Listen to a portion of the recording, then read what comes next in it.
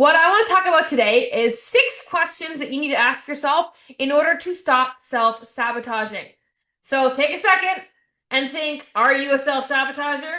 And where do these habits come from? Or where do you tend to self-sabotage, right? And just for the purpose, before we go into these 6 questions, what does self-sabotage mean in this context? Well, self-sabotaging is usually when you get in your own way. Either you don't think you're worthy, you don't think you're good enough, you don't think it's worth trying, you don't go for big goals because you don't know if you're going to get them, you're afraid of failure. You self-sabotage yourself with food, you self-sabotage yourself with guilt. Whatever comes up, big or small, we all get in our own way somehow. So if you want to get out of your way and truly unlock your potential, and make this journey a little bit easier and a hell of a lot more fun and enjoyable, we're going to ask ourselves these 6 questions today.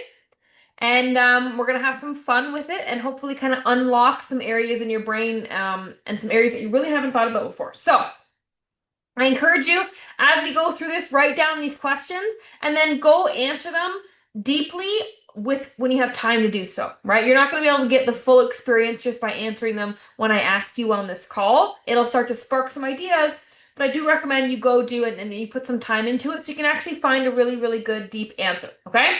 So, first question I want to ask you ladies, in order to get out of your own way and stop self-sabotaging, is this. If money and status didn't exist, what would you do? If you didn't have to make money to live and you didn't need any type of status to get anywhere, how would you spend your days?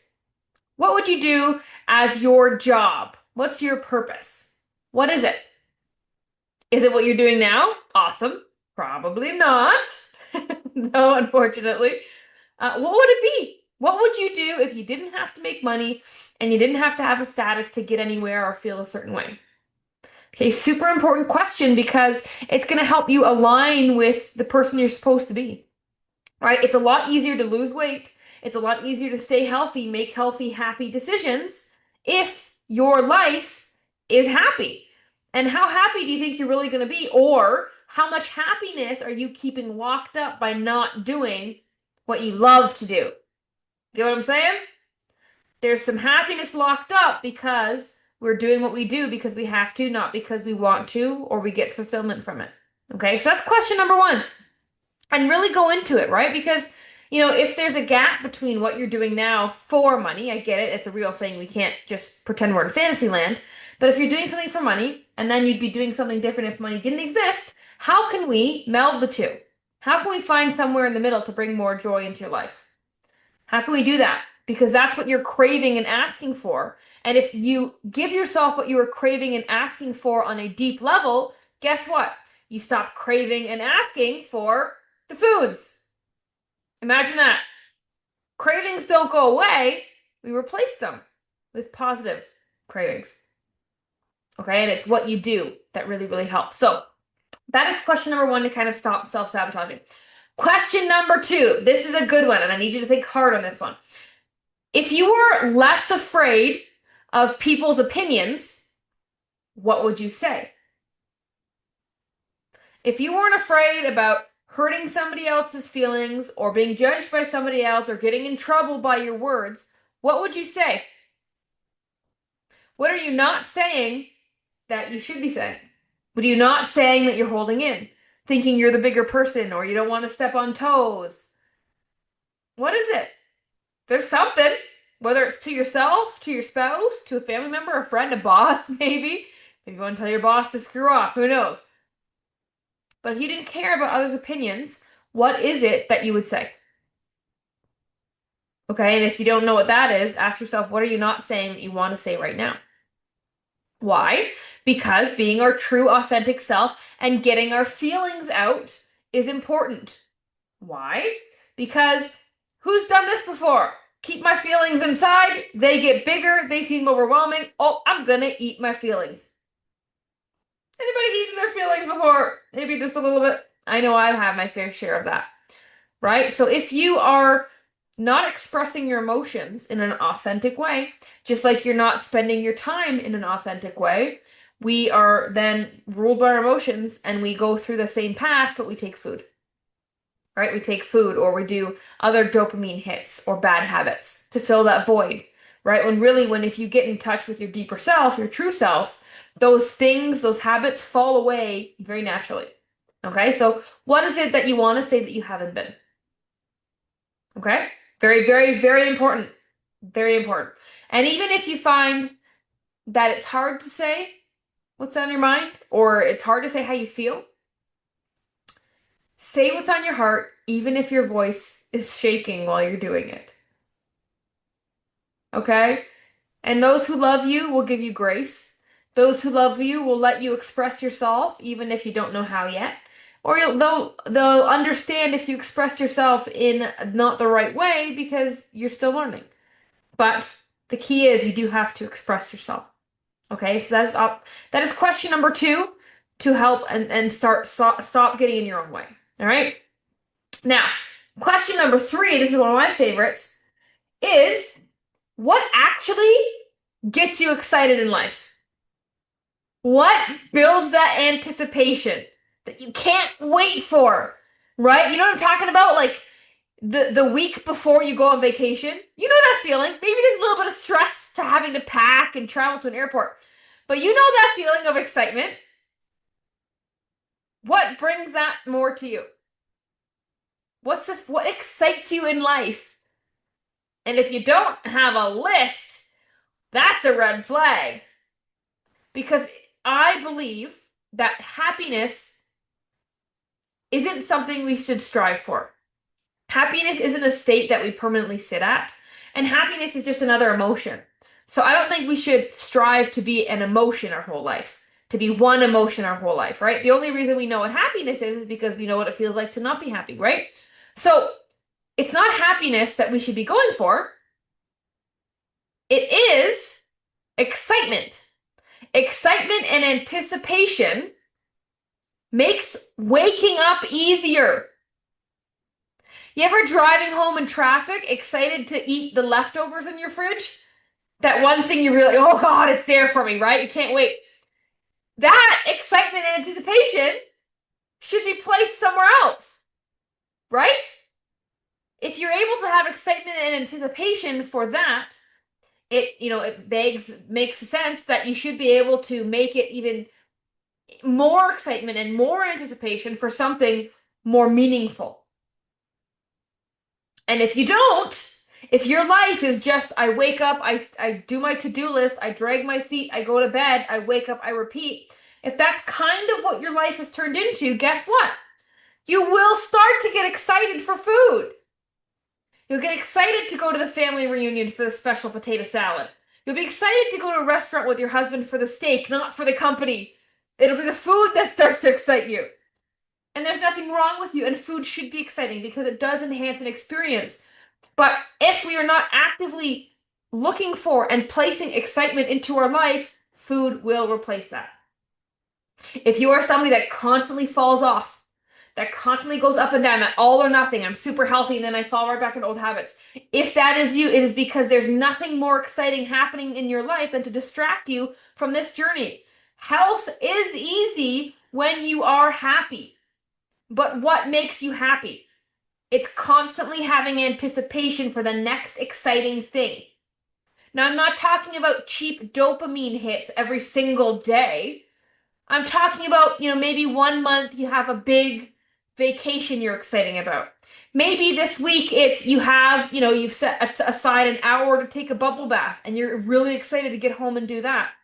It's little things of pleasure, of joy, of excitement that you need to add more of. So, what truly gives you excitement in your life? That is the next question that you have to ask yourself. And really ask yourself, because until you do that, food will be the answer. Or food will still tug at you and have that pull of cravings and snacking. Okay? Or that all or nothing, not able to stop after one bite. The key is to add more excitement to your life. So that's the third question. Now the fourth question is, what does success look like for you? If you had to define success, what would it be? What would it be? Is success money? Is success family? Is success a certain promotion in a career? What is success to you? Because if we are reaching goals and striving to be healthy in our best self, you must know what your best self looks like. It can't be some vague thing that we only think about when you talk about your goals. When your coach asks you, where do you want to be? You have to have imagined the life in which that person at that weight you want to be, how she lives. It is different from how you're doing it right now. I can guarantee you that. If you think you're going to lose weight and then go back to your old lifestyle, you are sadly mistaken. Now, your life doesn't have to look completely different, a complete overhaul. It does not. But it does have to look different to some degree. Your lifestyle must have changed because the lifestyle you lived got you to the body you're in, and it's not the body that you want to stay in. So therefore, the lifestyle has to change. Okay, and in order to do that, you must ask yourself, what does success look like to me? And get detailed. It's not feeling good. How can you quantify feeling good? We are really good at saying what we want, but we're not very good at being able to quantify if we know that we're there or not. Or quantify if we know that we're on the right path to get there. Right? If a door-to-door salesman wants to be successful and he knows that he sells 1 out of 100 doors, then he knows that he needs to do 100 doors in a day to make 1 sale. What is your version of that for your goal? If you do X, Y, and Z over X timeline, that's going to get you where you want. You have to know where you want to go in order to figure out the path to get there. We miss that part. We just start doing random paths. So what happens is if you don't know the answer to this question, you're going to jump from program to program to program. It's kind of like typing into Google Maps, take me to Texas. Texas is huge. Texas is huge. You need a street number, a street name. You need a postal code or a zip code. You need more than just the state, right? You need to have the address of your goal. Then you can reverse engineer it and know I need to do 100 doors a day to make 1 sale. I need to do X amount of steps. I need to eat X amount of protein. I need to recap my wins before bed. You'll find that plan, perfect plan for you, but only when you've detailed your goal. Okay? So, that is question number 4. Question number 5. What things are you hiding from yourself? What things have you been hiding from yourself? And there are things. What part of you are you hiding from yourself? And there's something. Okay? There's something in all of us that we try to hide from ourselves. Now, whether it's because somebody told us it wasn't a nice part of us, whether we're judging ourselves for it, whether we think it's a negative trait about us, that there's something about us that we are hiding from ourselves or we don't look at often. Now, I know when I was 80 pounds heavier, I physically hid from myself. I wore baggy clothes. I literally had the same pair of pants over and over again because I didn't have anything else to fit me. I know that I wouldn't look at myself in the mirror. When I got naked to have a shower, I would run past the mirror so I didn't have to see myself. And I wouldn't even look down in the shower because I didn't want to see my tummy. I know that I physically hid from myself. Or I somehow physically tried to present myself different to the outside world. I chose the flowy dress so it didn't, cling to my tummy. I canceled plans every now and then because I didn't want people to see how much weight I gained. So if I was physically hiding, well, for sure I'm hiding something psychologically from myself, mentally, emotionally, spiritually. Is this making sense? You can't have one without the other. There's a reason I was hiding. So if you're in the same boat, what you wear, where you go, how you feel, how you talk about your goal, right? Sometimes I speak with women and they're just like, yeah, I just want to lose 5 pounds because I know I could feel better. I love myself. I don't think I look that bad. Okay, fair. But let's get real here. The only reason or the only way that this works is if you're in pain. Real pain. Real, I need to change now pain. And so you got to dig deep and find what are you hiding from yourself? Or which part of you are you ashamed of, embarrassed of, you don't think should be there, you wish you could get better, you compare yourself to somebody else with? What are those parts of you? Because I can tell you that I love those parts of you. Like I do. I think you'd be a really boring person without a few little quirks. Honestly. Honestly. There's nothing to be embarrassed of, and nobody can judge you. Nobody can judge you unless you first judge yourself. And so we need to learn to start to accept those dark parts of ourselves that we've been keeping in the dark, that we've been hiding from. Why? Because if you start to accept them, nobody can hold them over you. And if you start to accept them, then again, this thing we call a weight loss journey becomes easy. Because weight loss is all about shedding. It's not just a literal loss. We're losing bad habits. We're losing bad beliefs. We're losing bad inflammation. We're losing a lot of things. We're letting go. And so mentally, you need to be letting go of things as well. And you can't let go easily if you're still holding on to certain things. We question everything except the things that we should be questioning the most of, right? It's funny. We should be questioning everything, right? We just, the sky is blue. Question it. Not because you're that crazy conspiracy theorist. That's not what I mean. But we don't just accept things because we heard them, or we don't just accept things because that's the way they've always been. Where in your life are you not questioning things anymore? It will slow you down on this weight loss journey because they are walls in your mind. And your body only reflects what's going on in your mind. If you are changing, these ladies that are losing the most amount of weight in these programs that I run, they are having insane mental breakthroughs every week, every day almost. And so the weight is falling off of them because it is following the mind, right? If you're not changing up here and you're just focusing on meal plan and workouts, which are important, don't get me wrong, and they'll work, but they don't last unless your mind is changing so your body stays at the level your mind has changed to. Okay? So, what are you hiding? And how can you learn to accept it? Stop judging yourself and start to show it more. Okay? Now, next question. I don't even know what number I'm on anymore. If you knew you couldn't fail, what would you try? If you knew you would never fail, what the hell would you try? Everything, maybe? Maybe you'd go bungee jumping because you knew it wouldn't fail, right? Right? Like, how long have you been sitting on the sidelines because of fear, because of failure? And be honest. And if you think the answer is no or not much, then you gotta analyze some more. You gotta, because one of the biggest drivers in humans is fear. One of the biggest things we make questions with is fear. Or make decisions with is fear. Right? Do I spend money on this? Yes or no? A lot of times people will say no because they're afraid of what happens when they don't have the money anymore.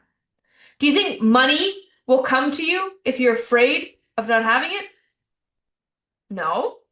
It's just the law of the universe. It's the law of attraction. If you're afraid of, it's like being that clingy girlfriend, that insecure girlfriend. Do you think that boyfriend's gonna want to stick around if you're like, do you still love me today? Do you still love me today? Same idea. Same idea, right? And so, if you knew you couldn't fail, if you knew there was no downside, if you knew you would always be successful, things would always turn out for you. Life is on your side. What would you do? Again, this is aligning with the person you are at your heart. You cannot lose weight, be happy and healthy if you do not enjoy where you are with who you are. And who you are is somebody who's adventurous, somebody who wants excitement in your life, who wants to make crazy memories, who wants to be the fun one in the room, who wants to have the crazy stories to tell. Right? Down the road. Grandma, tell me again about that time you went bungee jumping. Right? Like we're trying, if our life is a storybook, do you have interesting chapters? Do you have exciting chapters? Do you have crazy I fought a dragon chapters? That's what the fun stuff is. That's what the cool stuff is. Being able to, tell those stories. There's no money that you could put on the price of a good story.